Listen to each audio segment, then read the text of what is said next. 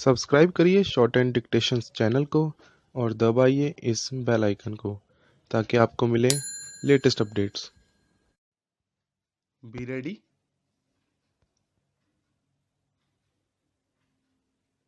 5 seconds. Start.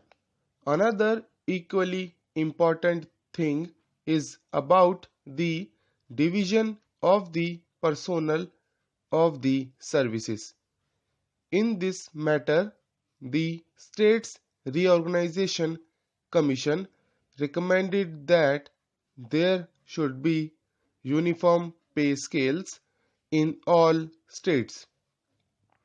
For that purpose, they said when the state of Madhya Pradesh or Karnataka was created or formed, there should be uniform pay scales for all these services, be they belonging to the old Mysore cadre or to the Bombay cadre or Hyderabad cadre.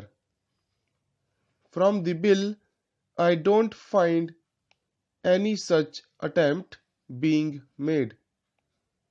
It is true that to raise the scales of pay in Mysore means additional expenditure to be incurred from the state funds, but we can defer or postpone it or avoid it.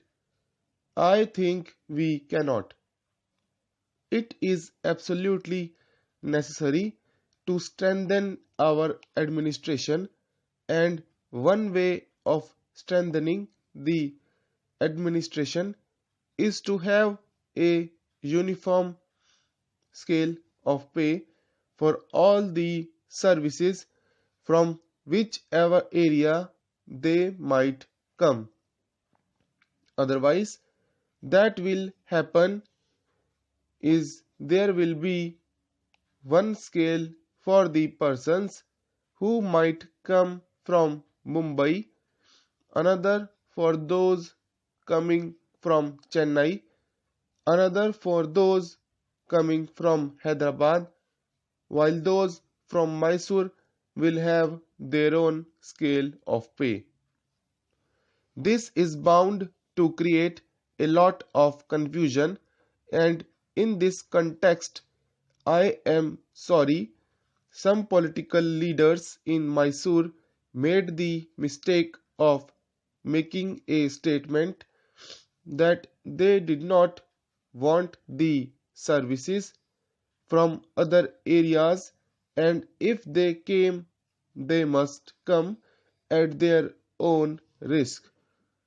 I do not know whether that statement was made after consideration. I hope it is not. Had they merely looked into clause of the draft bill, that statement would never have come to be made. You know, under clause 100A of the draft bill, the entire cadre of all the provisions previous states and the present Bombay and Madhya Pradesh states stand dissolved, and a new cadre is being formed by the central government. That is being so. I don't know how you can say that you are merely allowing somebody else to come. This has created a lot of bitterness, and a number of people have complained about it. The services in other areas are quite shy of coming to the new state, and it will not be in our interest to keep back any service if it is an effective one. It might be necessary to put in more specific provisions. We are going to have the elections very soon. If we want to successfully manage the elections, we must have an efficient administrative machinery at the secretariat level as well as at the district level, and that would be constituted long before the election makes takes place. We have hardly a few months before us, and it would be absolutely necessary for the Home Ministry to give its attention to this matter and constitute the new services as early as possible. I hope the Home Ministry would give its best attention to this matter. This would be necessary in connection with the working of the 10th 5-year plan. A disgruntled or disorganized civil service will not assist you in implementing the 10th plan. I would like to say a few words about the division of assets and liabilities.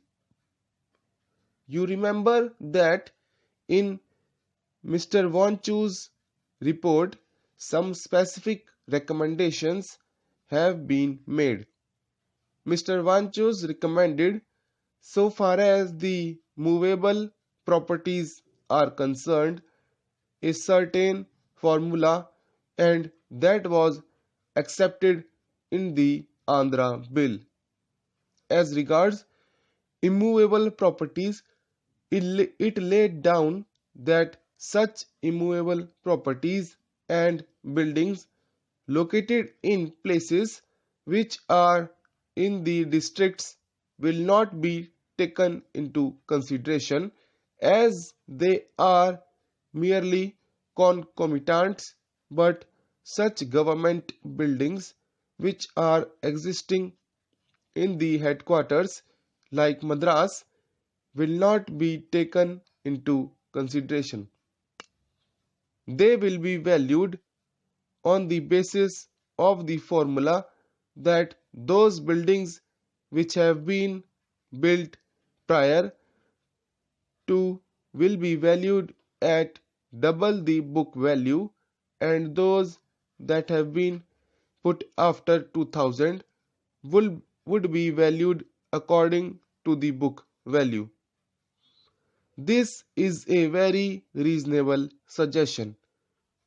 It is on that basis that the buildings in Madras were valued at nearly rupees 7 crores and odd. But Andhra, which was entitled to 36% of the same, was given about rupees 3 crores under Section 9 of the Andhra Act. Unfortunately, when we come to the States Reorganization Bill, none of these provisions are there.